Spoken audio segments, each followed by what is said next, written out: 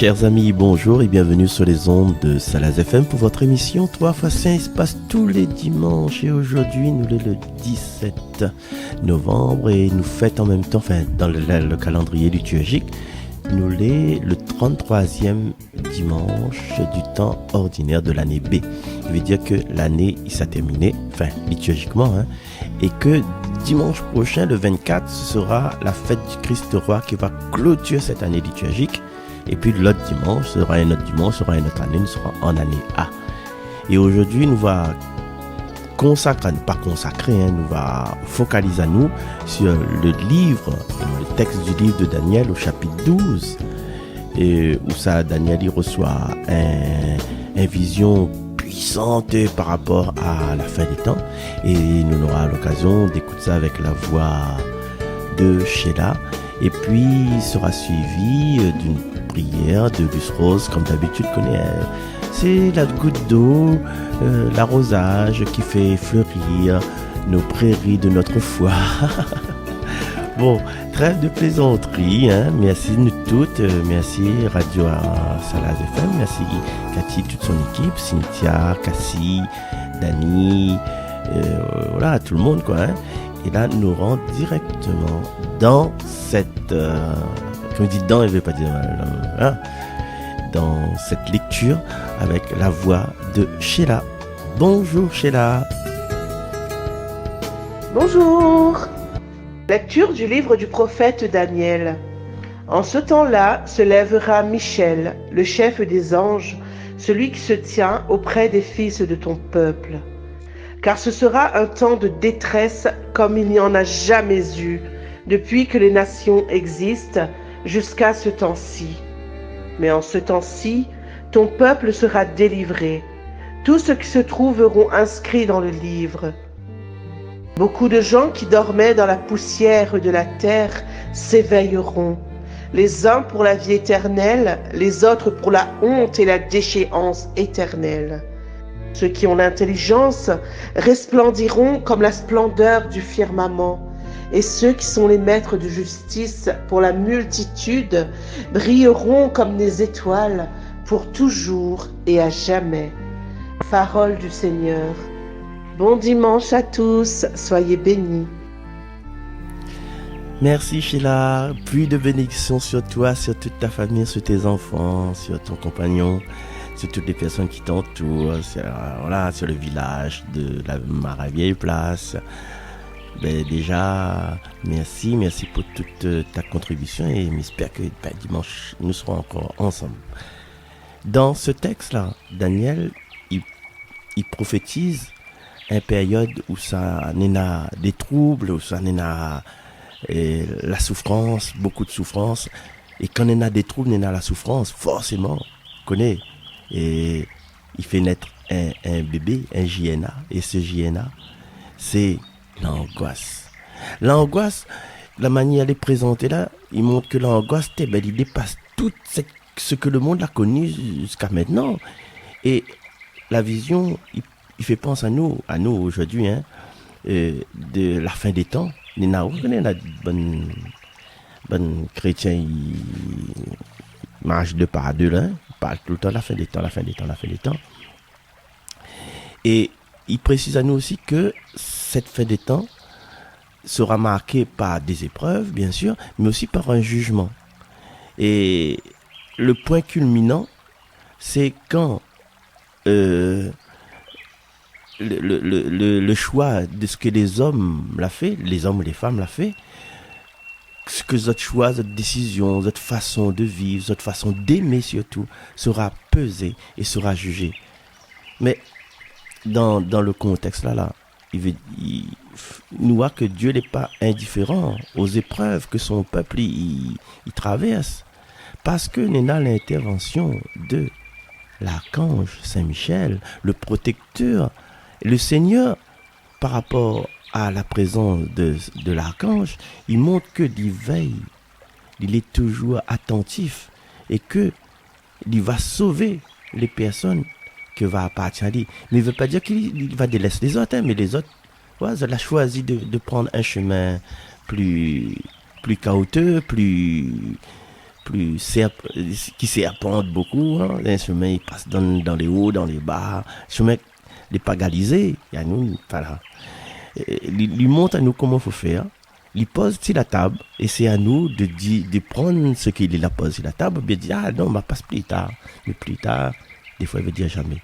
Donc, si dans notre vie, il y a de l'angoisse, si dans notre vie, il y a la souffrance, ben, nous connaissons que nous peut compter dessus l'archange, ben, si notre ange gardien, ben, si notre bonne guide, si les personnes, là, nous prions pour les personnes que les auprès de Dieu, les personnes, les défunts de notre famille, les ancêtres, c'est ça les messes, on entend les bonnes intentions de prière, intentions intenses. Et il veut dire que Dieu il a toujours une solution pour nous. Ou les devant une angoisse, devant une situation familiale simple, hein. Je sais pas, ou bonhomme qui rentre sur tout le temps, hein, il crie coup, qu'il est le sein pour arriver, etc. Laisse faire. Les plus faciles de dire que d'appliquer, hein. Non, mettre le Seigneur dedans.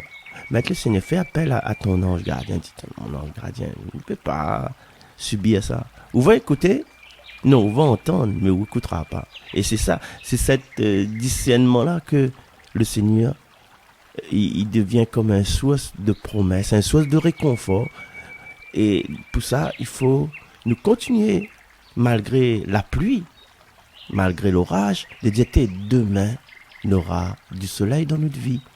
Aujourd'hui, moi, les malades, moi, si un lit, moi, l'hospitalisé, mais demain, ça sera fini de passer. Mais entre-temps, pendant que moi, les malades, là, ouais, de mon la casa, vous êtes là pour réfléchir, vous êtes là pour remettre les autres en question, il y a une mise à jour des autres consciences. Ça ne connaît pas nous. Nous ajuster les malades, la douleur, la docteur Sacha qui t'a même obligé de prendre perfusion. Oui, c'est vrai. Mais de l'autre côté, on a le cœur en train de prendre perfusion de la paix, de la lumière, de tout ça. En fin de compte, on a des choses que nous voyons, on a des choses que nous ne voyons pas. On a notre pensée des hommes, après on a l'action de Dieu.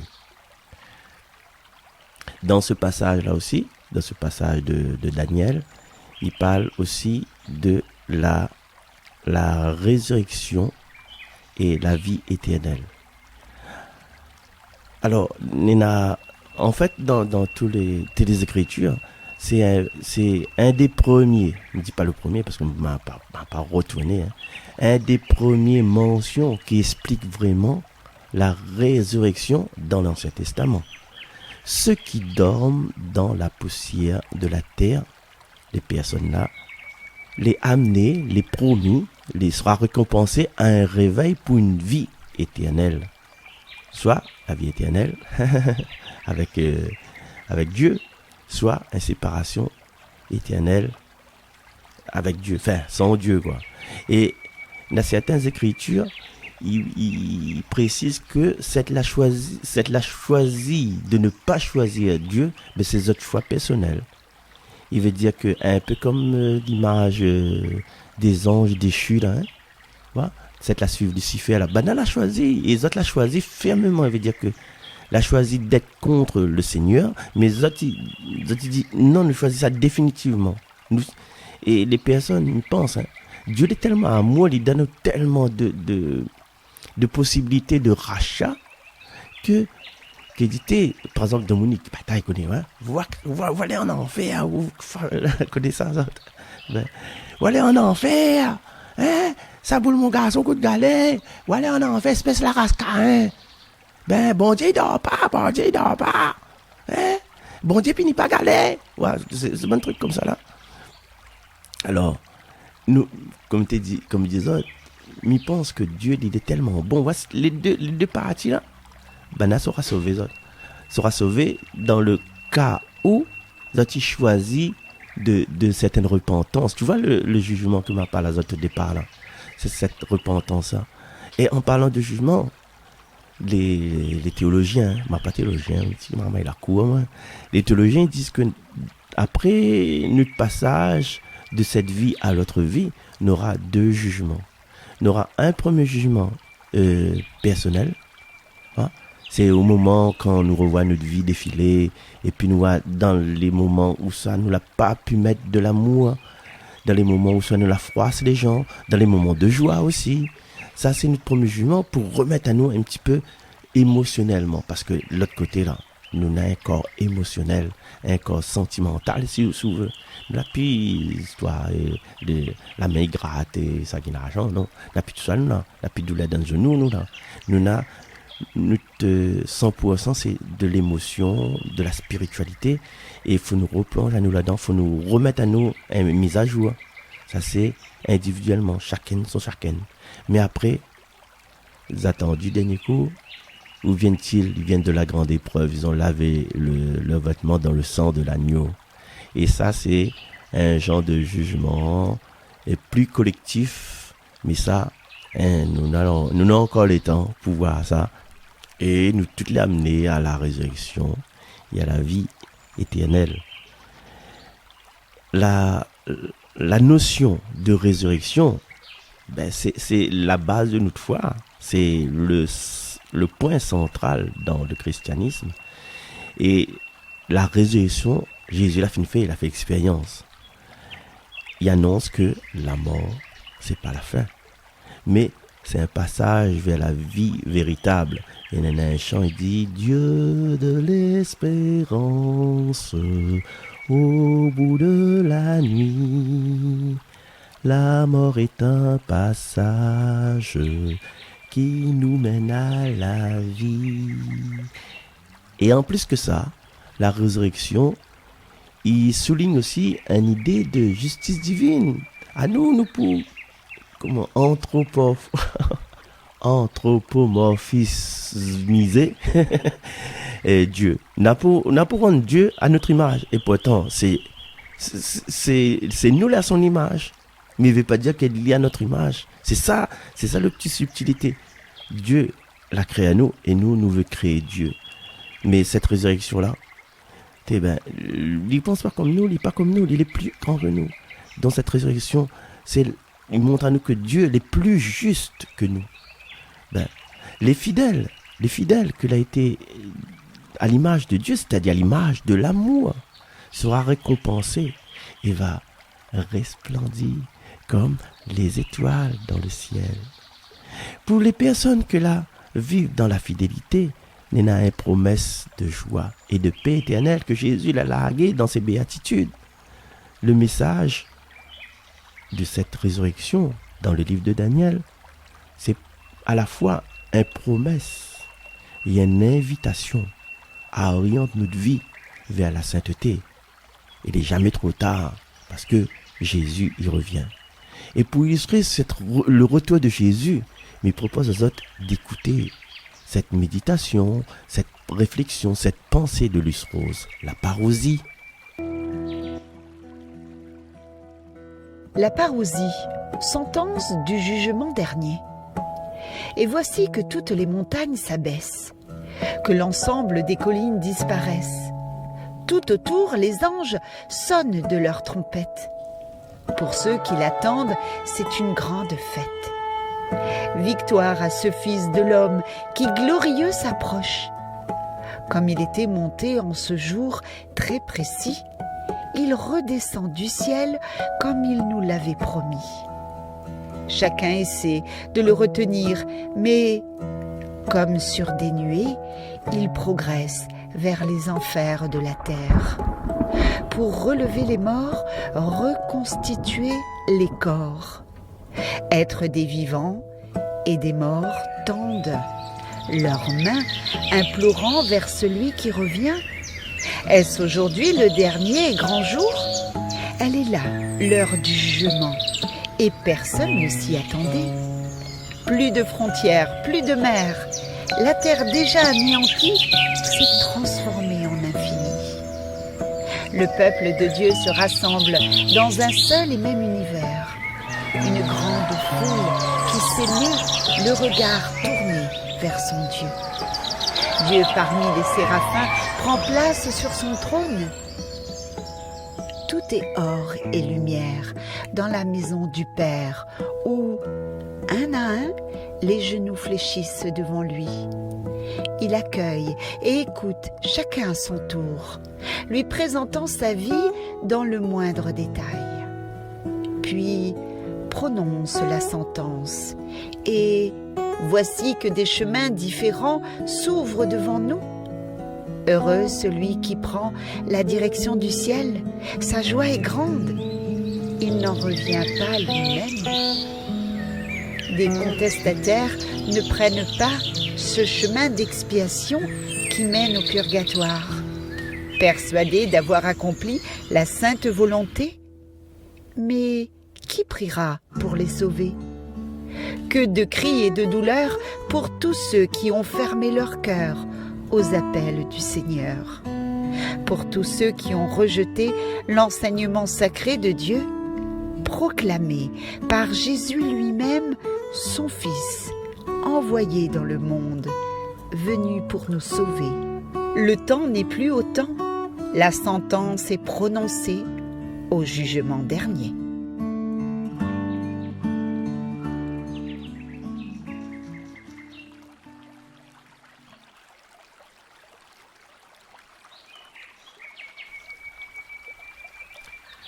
Merci Luce Rose.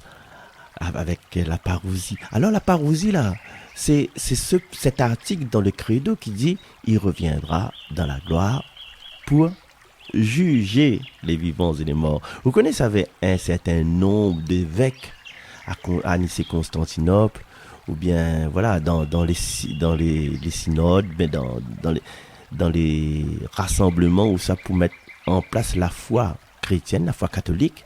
S'il a dit il reviendra dans la gloire pour juger les vivants et les morts, il y a un certain sens, et cette parousie-là, c'est pour aider à nous aussi à orienter notre vie vers la sainteté. Même si nous les vivants, même si nous les morts, nous n'avons derrière nous cette vie où ça nous l'a essayé tant bien que mal d'être bien, d'être sur le chemin de la sainteté, d'accepter ou bien de refuser. Nous retournons au texte.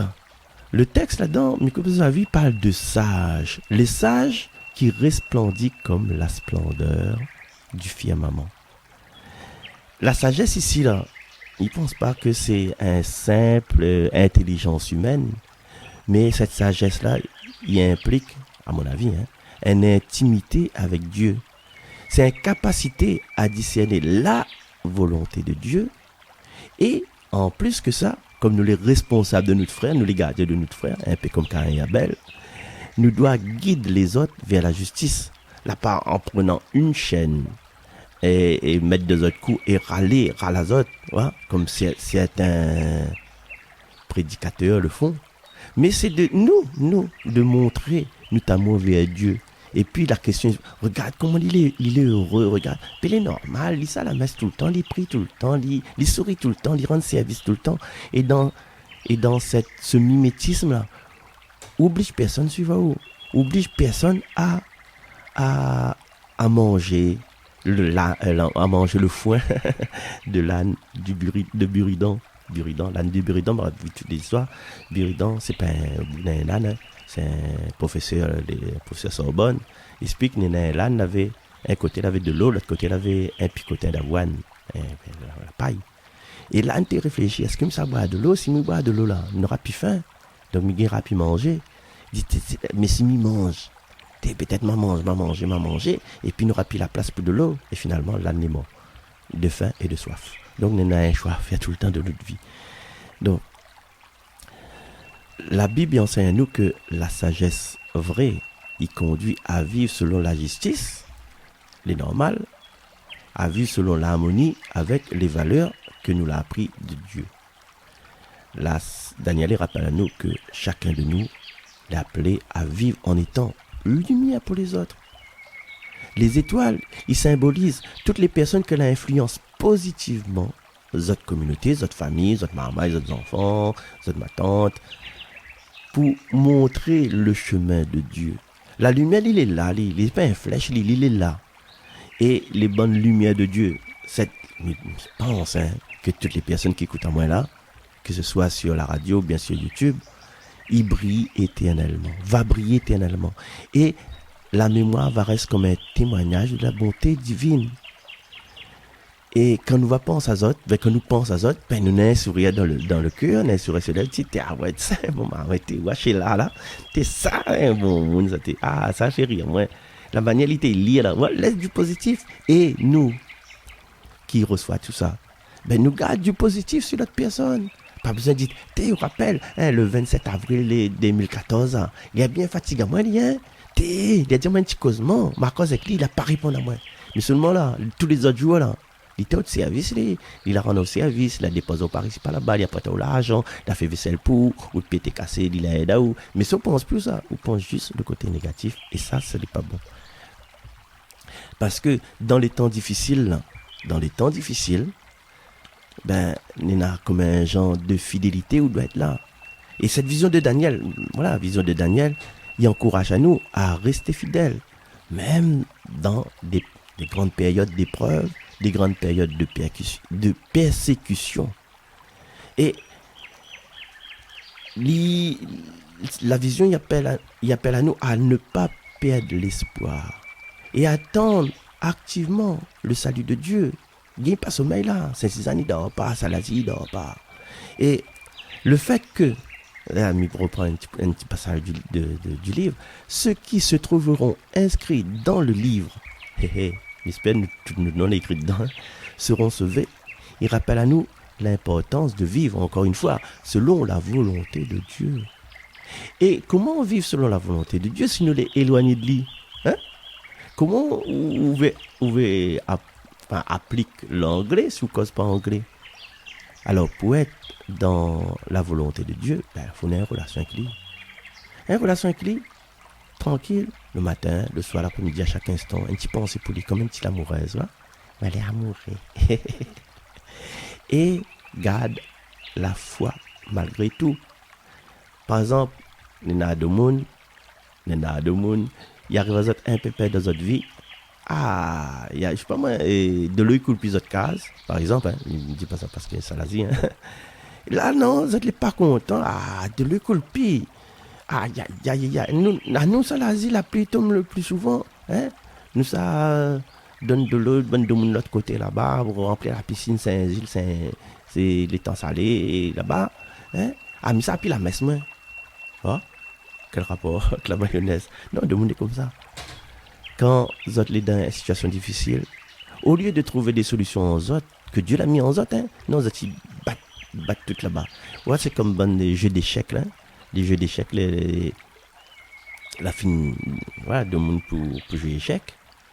J'ai un petit peu d'échecs, là. Et à un moment donné, le gars en face de vous, il s'est gagné. Donc, sauf vous battre le plateau, ouais, vous êtes toutes les bonnes pièces. Ouais. Ça n'est pas bon, ça, en fin de compte. Il faut, nous avons cette foi, malgré même si nous croyons ça à peine, nous ne connaissons pas, nous. Là, pourquoi arrive des 10 minutes, ouais. Donc, du coup, chers amis, notre espoir, c'est le Seigneur. Notre espoir n'est pas perdu, malgré que le texte il parle à nous un affaire apocalyptique. Là, il ne parle pas de l'évangile de Saint-Marc. Hein. Non, l'évangile de Saint-Marc fait trop peur que ce soit. Et alors, ce passage de Daniel, c'est un passage, en fin de compte, si nous, comme nous l'avons avancé ensemble là, il est riche en espérance et en fin de compte, il affirme que Dieu, il ne délaisse pas son peuple dans l'épreuve. On aura des épreuves, hein, il ne faut pas toutes les faciles, il ne faut pas nous claque le doigt et mon papa il est là. Ouais, faut pas dès que nous rouvre le bec, hein, le créole il dit la bec, hein, français comme moi il dit le bec. Dès que nous rouvre la bec, quand il parle maman oiseau, il amène tout de suite un petit asticot pour nous. Non, il faut à un moment donné, il faut nous lever, il faut nous ça travaille, il faut nous réveiller le matin, il faut nous ranger notre lit, voilà. Et à un moment donné quand papa, maman, ils rangent plus notre lit là, nous dit, nous l'avons abandonné. Non, Dieu ne délaisse pas son peuple dans l'épreuve. Et Dieu, il promet une récompense éternelle à toutes les personnes qui ont été fidèles à lui.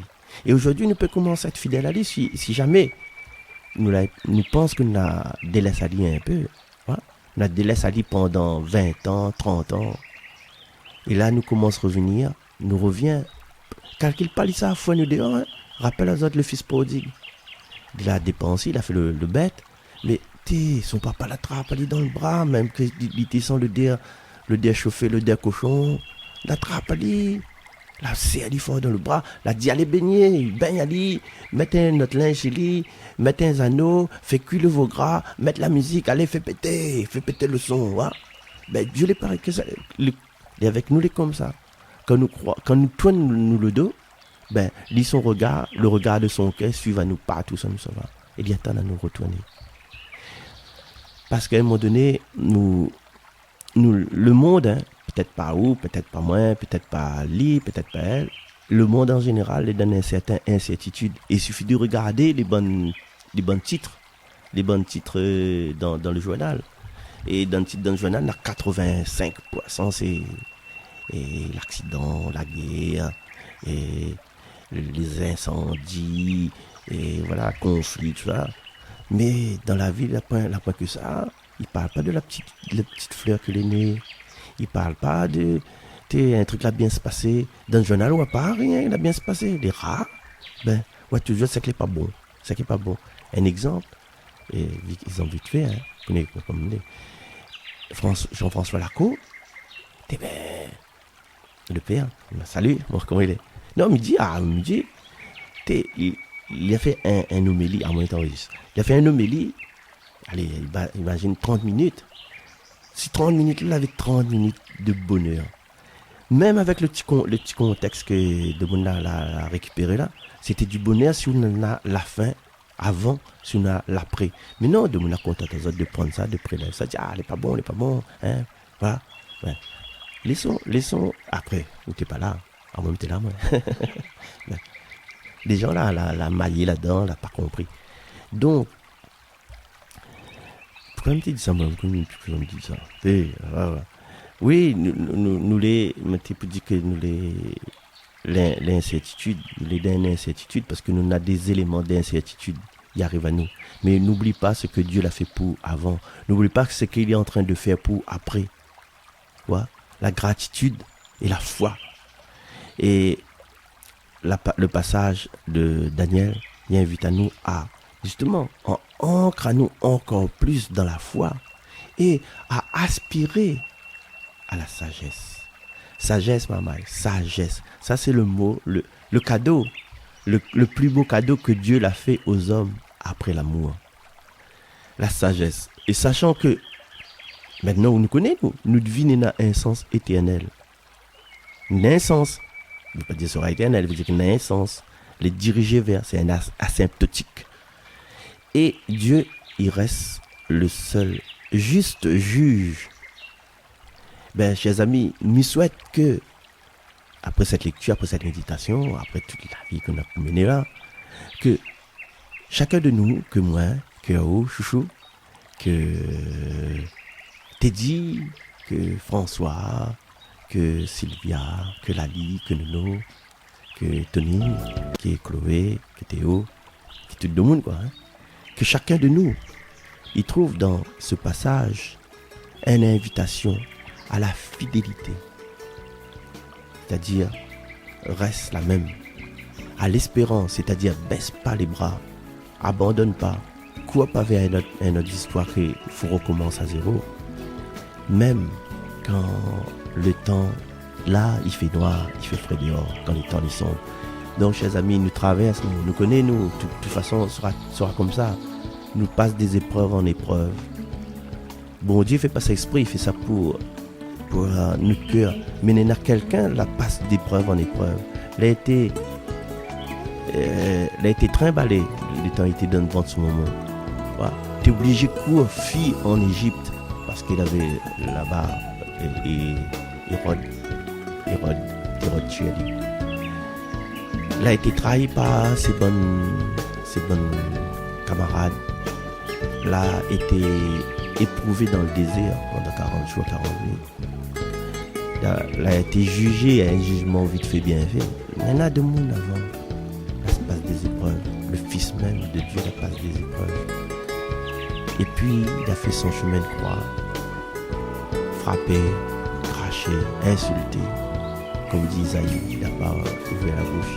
Mais nous aussi, dans notre vie, là, nous sera crash et crash sur nous. Hein, Alicia?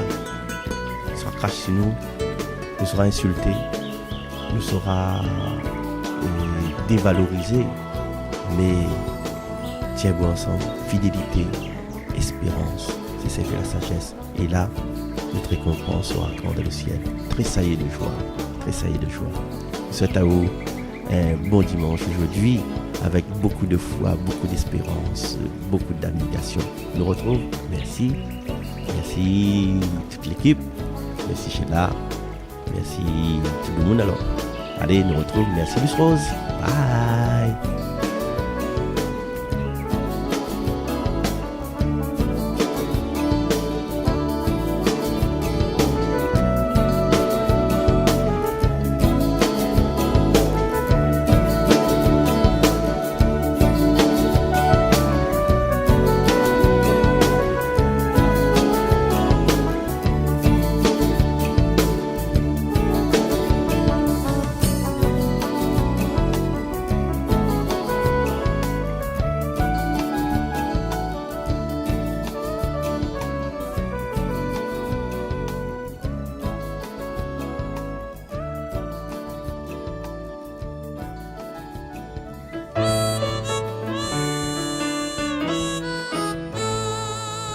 Mon dernier espoir, c'est le Seigneur. Mon dernier espoir, c'est le Seigneur. On m'a jeté au trou, emmuré dans ma tête. Je n'ai même plus le goût de crier qu'on arrête. Mon dernier espoir, c'est le Seigneur. Mon dernier espoir, c'est le Seigneur. À cette profondeur, mes coups vont-ils s'entendre? Je crie vers toi, Seigneur, mais sauras-tu descendre? Mon dernier espoir, c'est le Seigneur. Mon dernier espoir, c'est le Seigneur. Je me redis ton nom comme une litanie. Toi, tu sais le pardon qui nous réconcilie. Mon dernier espoir, c'est le Seigneur. Mon dernier espoir, c'est le Seigneur.